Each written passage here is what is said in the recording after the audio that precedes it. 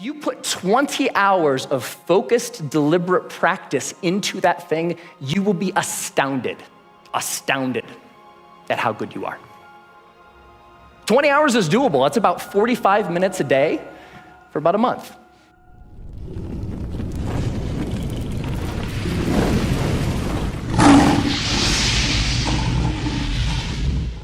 And look at what research says about how we learn and how we learn quickly. How long does it take to acquire a new skill? 10,000 hours. I am never going to be able to learn anything new ever again. But that's not true. So 10,000 hours, just to give you a rough order of magnitude, 10,000 hours is a full-time job for 5 years. That's a long time. So what's up? There's something kind of funky going on here. What the research says and what we expect and have experiences, they don't match up.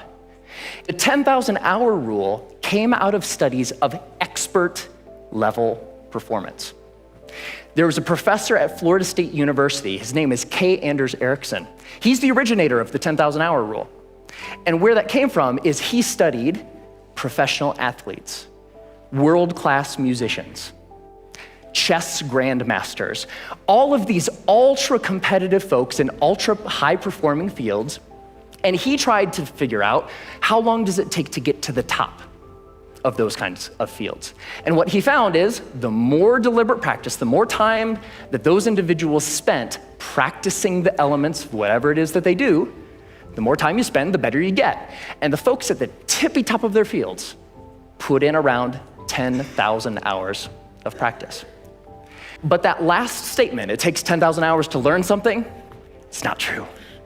It's not true. 20 hours. That's it. You can go from knowing nothing about any skill that you can think of. Want to learn a language? Want to learn how to draw? Want to learn how to juggle flaming chainsaws? You put 20 hours of focused, deliberate practice into that thing, you will be astounded at how good you are. 20 hours is doable. That's about 45 minutes a day for about a month, even skipping a couple days here and there. 20 hours isn't that hard to accumulate. Now, there's a method to doing this, because it's not like you can just start fiddling around for about 20 hours and expect these massive improvements. There's a way to practice intelligently. There's a way to practice efficiently that will make sure that you invest those 20 hours in the most effective way that you possibly can. And here's the method. It applies to anything. The first is to deconstruct the skill. Decide exactly what you want to be able to do when you're done, and then look into the skill and break it down into smaller and smaller pieces.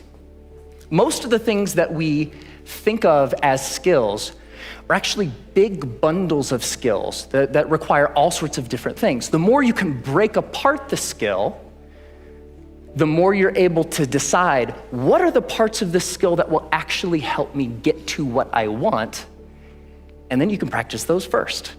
And if you practice the most important things first, you'll be able to improve your performance in the least amount of time possible. The second is learn enough to self-correct. So get 3 to 5 resources about what it is you're trying to learn. Could be books, could be DVDs, could be courses, could be anything.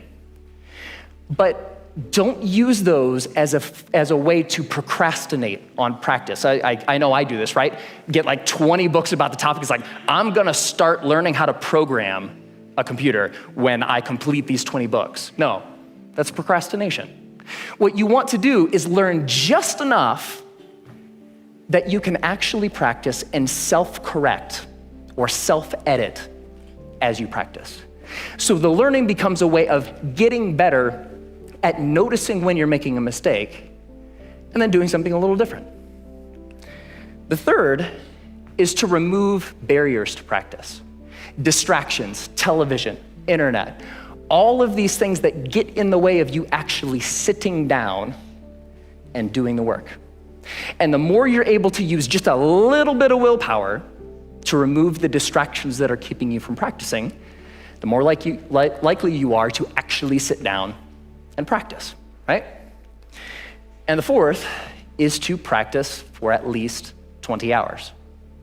Now, most skills have what I call a frustration barrier. You know, the grossly incompetent knowing it part. That's really, really frustrating. We don't like to feel stupid. And feeling stupid is a barrier to us actually sitting down and doing the work. So by pre-committing to practicing whatever it is that you want to do for at least 20 hours, you will be able to overcome that initial frustration barrier and stick with the practice long enough to actually reap the rewards. All right, that's it. It's not rocket science. 4 very simple steps that you can use to learn anything.